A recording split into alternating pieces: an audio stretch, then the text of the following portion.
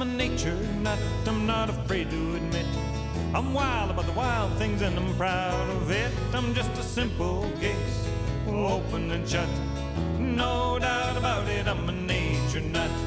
Today we'll go bird watching, tomorrow we'll catch toads. The next day we'll take photographs of bugs along the road. I never get the feeling that I'm in a rut. That's why I'm a nature nut. Well, I'm a nature nut, I'm not afraid to admit. I'm wild about the wild things and I'm proud of it. I'm just a simple case, open and shut.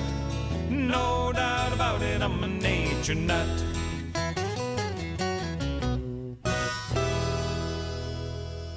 Well, hello there, Nature Nuts. How are you? Welcome to our autumnal episode. Today we're going to explore the theme of the fall season, and here in the Nature Nook, fall is apparently the season for new life and birth.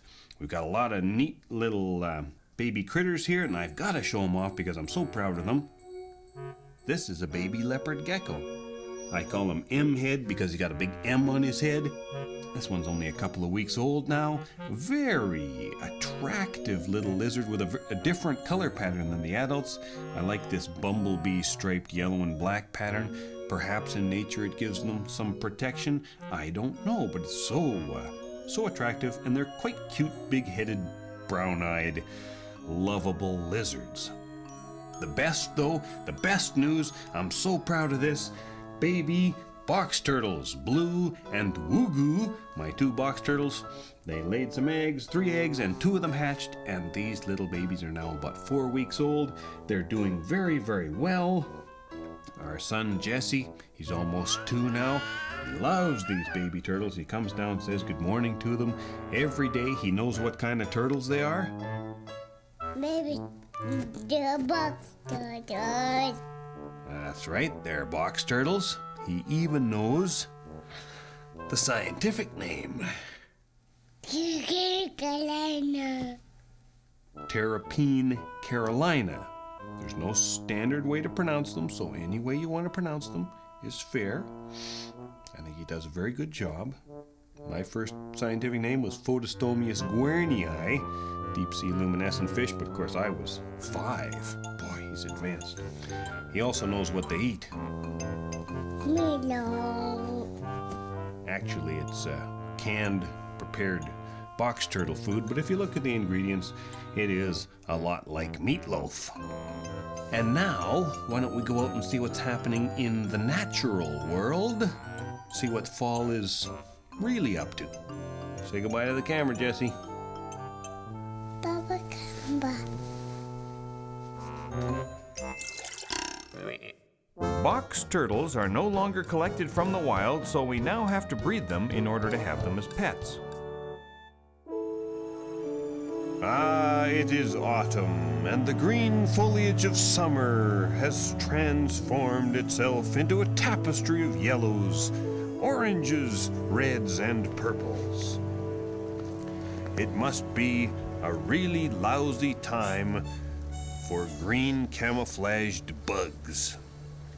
But it's still a beautiful time of year. It's a very beautiful time of year.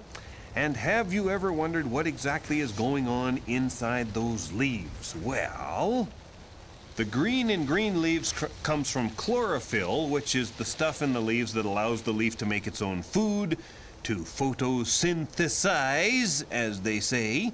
And when the plant is done photosynthesizing for the season, the chlorophyll breaks down and is resorbed into the plant. At that point, what's left in the leaf is the yellow pigments that were there all along. But I know what you're saying.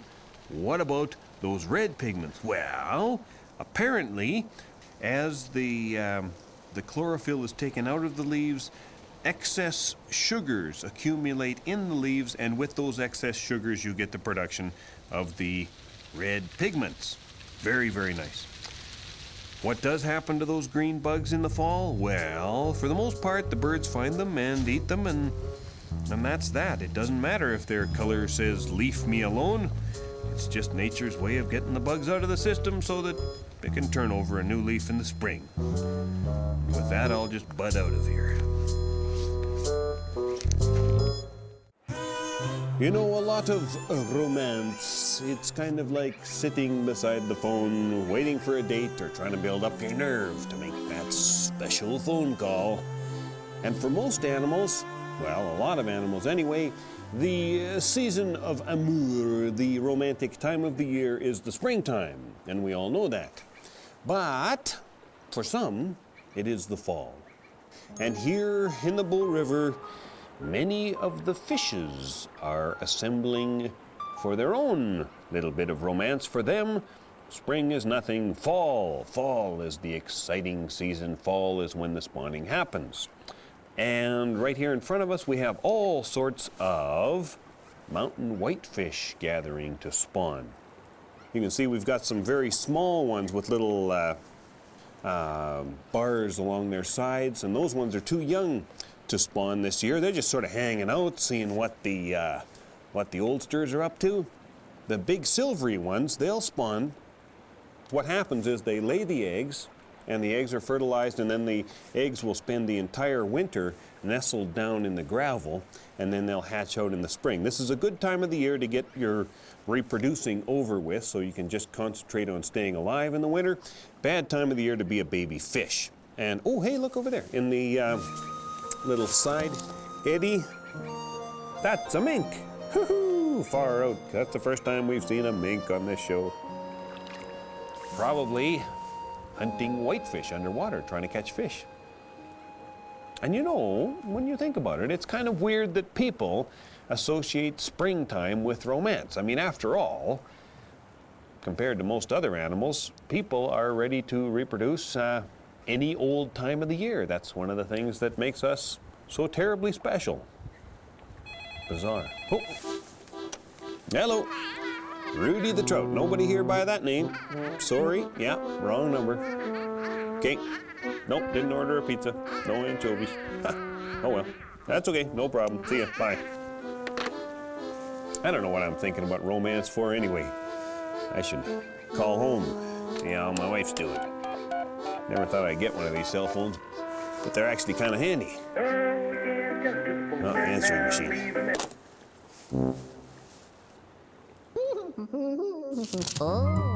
Of the fishes we call trout, only the rainbow and its relatives spawn in the spring.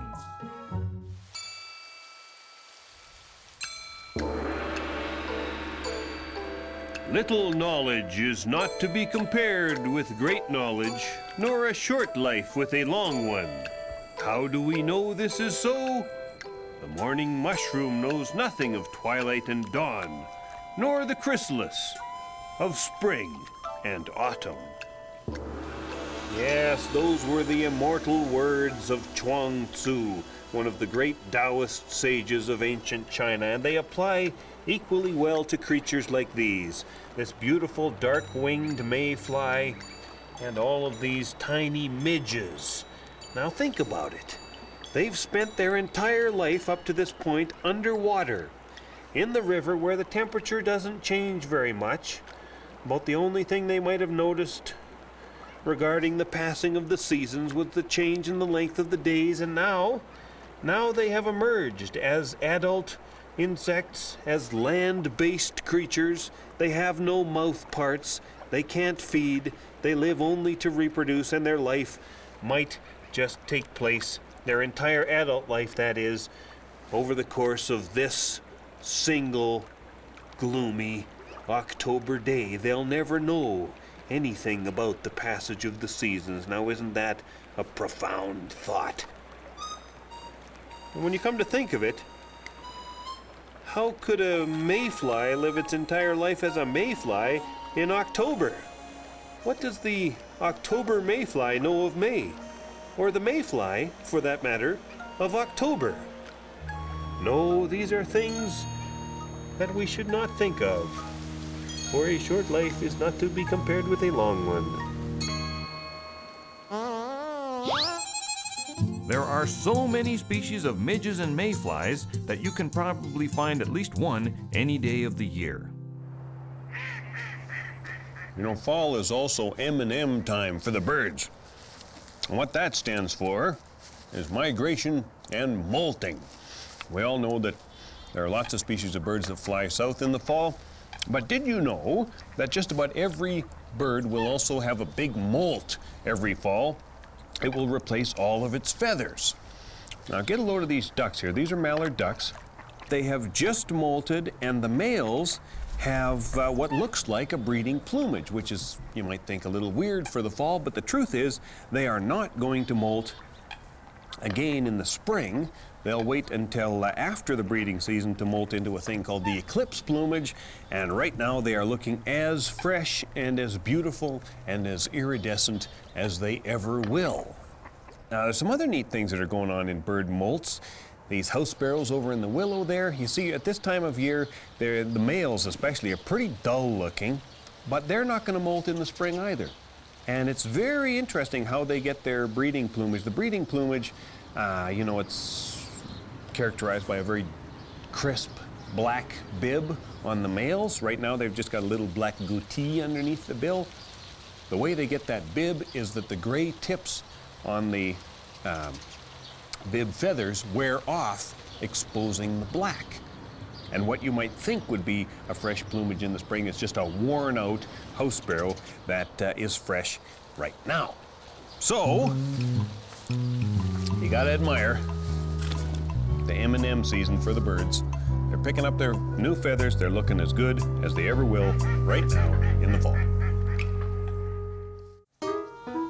So when is the fall? Well, let me tell you, I've been working on a new calendar recently, a more scientific calendar, a system based on nature, not just on the length of the days. Winter is a single month, about 58 days long. It's a cold time. There's no migration going on. Things have basically settled in for that winter period. It begins somewhere around what we used to call the middle of December. Then we get spring, and spring is a very long month. Spring begins on what we used to call February the 3rd.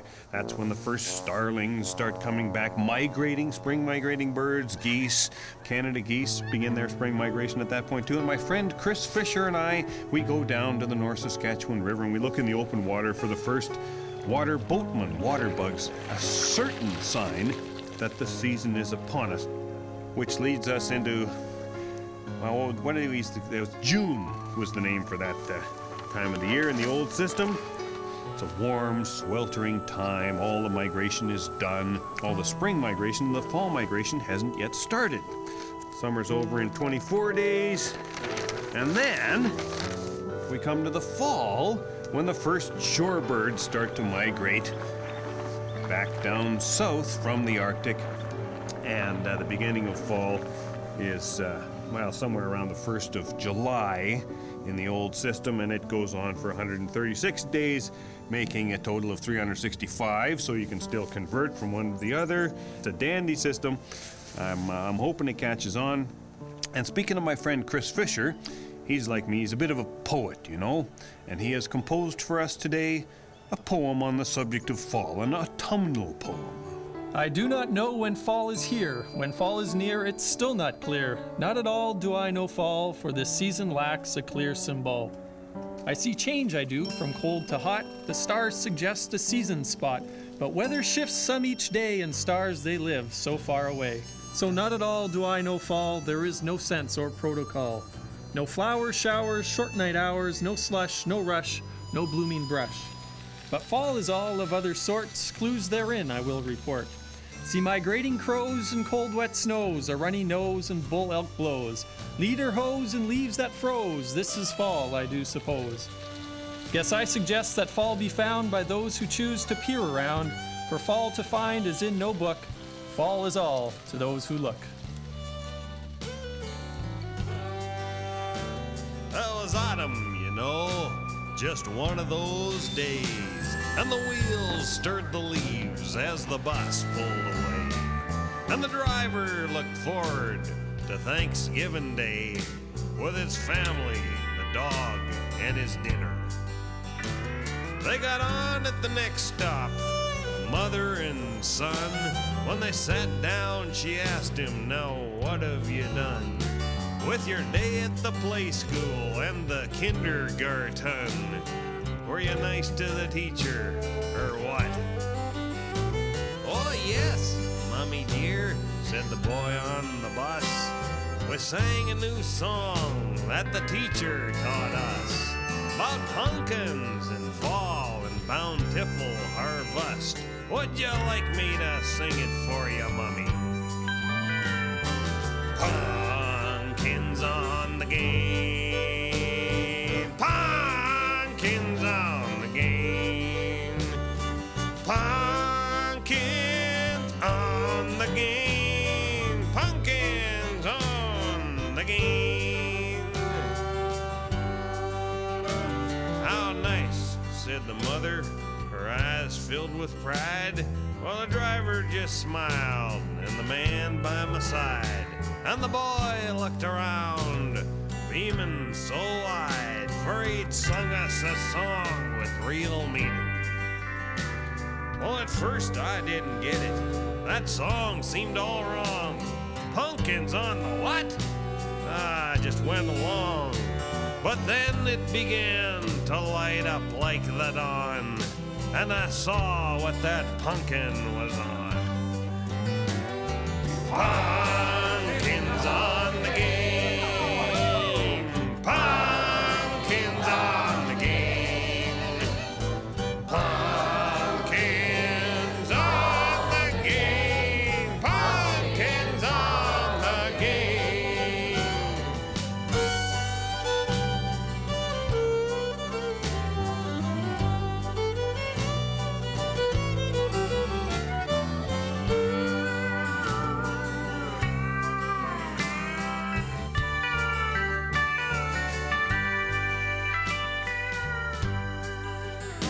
All the way down the aisles, they were singing the song. A bus full of people just rolling along, and the windows were down so the passers-by throng could also be one with the music. That day in the city was like none other since. We all sang along with our big silly grin. There's nothing quite like it, I know, 'cause I've been. We're all on the game like a pumpkin. Pumpkins on the game. Pumpkins on the game. Pumpkins on the game. Pumpkins on the game. Pumpkins on the game. Sing it, everybody. Pumpkins on the game. Like you mean it. Ah, the autumn comes, the leaves turn and they fall. They form what biologists call the leaf litter. And the leaf litter, well, it's home to all sorts of cool critters. Let me show you what I mean. Yeah, it might be called litter, but it's not trash. And they might call it trash, but it's not refuse. They might call it refuse, but it won't go to waste. Okay, now we've got some leaf litter. I've also got with me a professional entomological leaf litter sifter. It's like two nets. There's a mesh. See that? Mesh in the bottom there. And you load it up with leaf litter before you sift it. There we go. Then there's a long nylon schnook that you put in a pail. Now all you do is you shuffle the bugs out of the leaf litter, down through the screen, and into the pail. Kind of like making popcorn. Out you go, bugs. Down into the pail. Okay. See what we got. Nice big ground spider. Have a look at that. Oh yeah, beautiful thing. Now that's a very typical inhabitant of the leaf litter. And you know, they take advantage of the fact that the litter gives them shelter from predators. It also gives them a bit of insulation in the winter. And sometimes on a really warm day in midwinter, you'll even find spiders like this out crawling around on the snow, thinking that perhaps there's a better chunk of leaf litter somewhere else if they can just get across the barren white wasteland. Okay, what else we got here? And here's a nice little brown lacewing. That's another that's a gorgeous little insect, isn't it? And that's another insect that I associate with nice warm days in March when spring is just starting to get to the point where bugs are coming out of the leaf litter. So it's neat. The same spring bugs are also the fall bugs. Okay, lacewing. Oh, and here's a get out of there. Get this junk off it.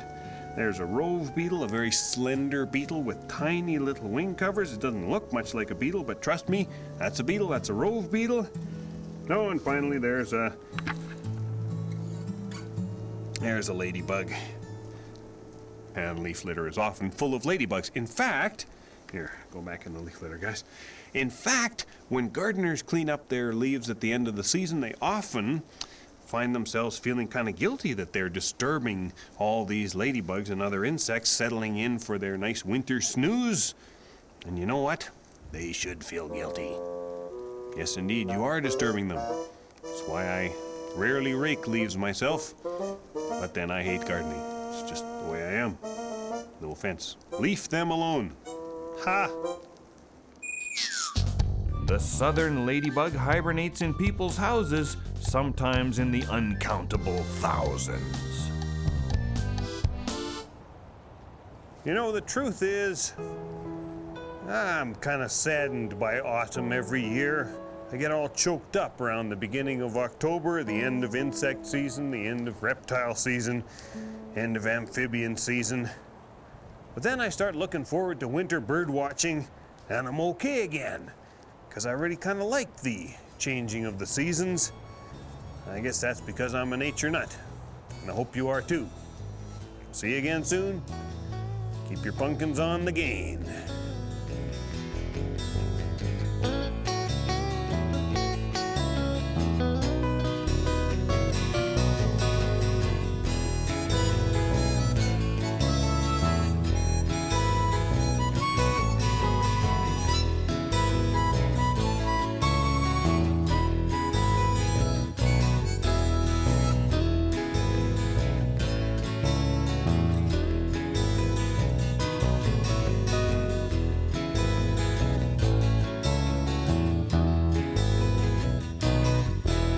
Same time each and every week, uncensored and uncut. No doubt about it, I'm a nature nut.